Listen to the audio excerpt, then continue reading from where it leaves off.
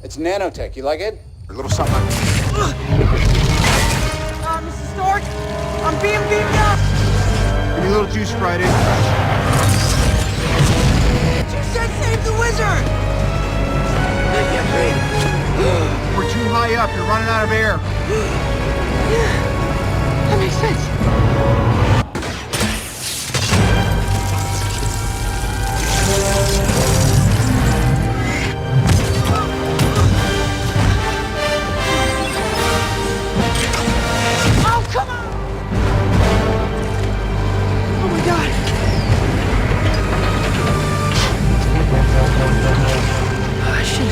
Mikhail Rocco proposed this initiative in 1999, and he presented it to the White House and the Clinton administration.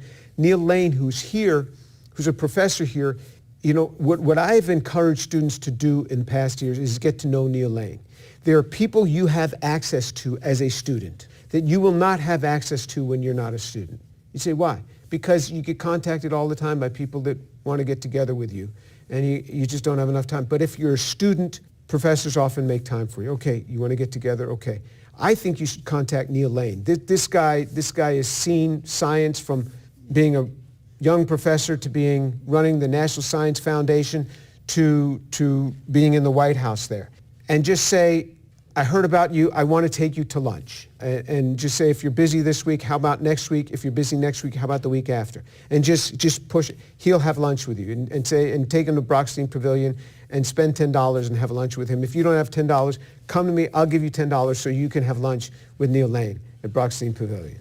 Because it can mean that much to your career. When you're applying for a job, if you've gotten to know Neil Lane, if Neil Lane writes you a letter, it has an enormous impact. There are certain people that if you get to know as students, you leverage that. One of the things that people don't appreciate when they're young is the power of contacts. We used to call it a Rolodex. Students don't know what Rolodexes are. These are these things that with all your cards in it of the people you have met.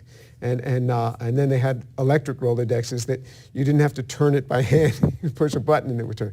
Now it's all, of course, computerized. But it was called a Rolodex. And having these relationships with people is what opens the door for you again and again. So you want to get to know as many influential people as you can get to know. Your companions here are going to be influential someday. So the more people you know as a student, the more you can leverage that in the future. If you go, for example, to Harvard Business School, you're going to meet a lot of people that have already been out for 5 or 7 or 10 years, and now they're back at Harvard Business. These are like top dogs there. And you get to know them, and that's why when you graduate from Harvard Business School, you have all these people, because there's 900 people per class at Harvard Business School. So you get 2 years of 900 people. So you get to know a lot of people. It's the connections. It's the same in science. It's the same in engineering. Get to know these people. So get to know Neil Lane, and he can tell you some Bill Clinton stories.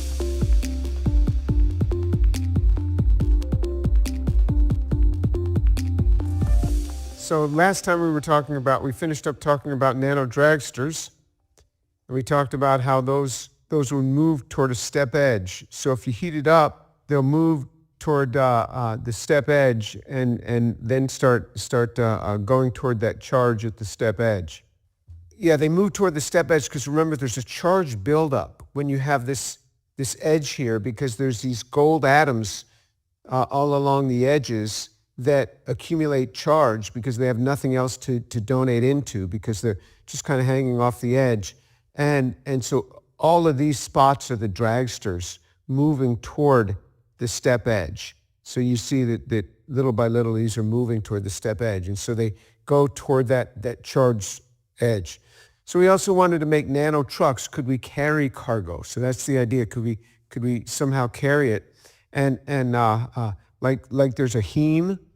So there's these 4 nitrogen atoms, and iron sits in the middle in your red blood cells, and that's what's carrying the oxygen and the CO2 back out. So could we make a nano truck like this? That was at least the thought. All right, and so yeah, it was, and so we ended up making this nano truck like this. We made nano worms, and that capitalizes on an interesting phenomenon that if you have these diazobenzenes, so these diazobenzenes like this, then what happens is if you shine light on it, you go from the trans to the cis. So if, for those of you who took organic, you remember you could take a trans double bond, you shine light on it, it goes to the cis. That's same thing happens with azobenzenes. But unlike when you have a carbon-carbon double bond, when you have that nitrogen-nitrogen double bond with two arenes on the side, if you heat it up, it will slide back. All right, that doesn't happen with alkenes. So there's a non-symmetric motion there. There's this, and then there's the sliding. So there's the shine light and then the sliding when you heat it up.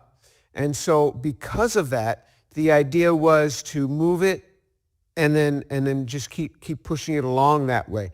Now, if it were just a symmetric motion, then you wouldn't expect it to move very well. But since it's a non-symmetric motion, the idea is to do that. And so you go ahead and we went ahead and built this. So you take this compound and you put on the alkynes, clip off the TMS groups with potassium carbonate and methanol, and do a Sunagashira coupling, and that will put these axles on.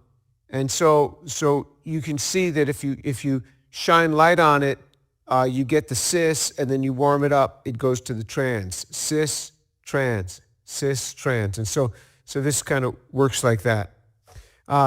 We had wanted to make a nano backhoe, which we could make. We never demonstrated the operation. To demonstrate, the synthesis actually is much easier than actually imaging these things. The imaging takes a long time. Organic synthesis is a lot more advanced. It's been a field that for 175 years, organic synthesis has been going on, whereas imaging is a relatively new technique, maybe 35 years or something like that. So the analysis, the imaging analysis, takes much longer than the synthesis now. If you come with the STM tip and you actually physically push this thing, it will knock out one of these train cars.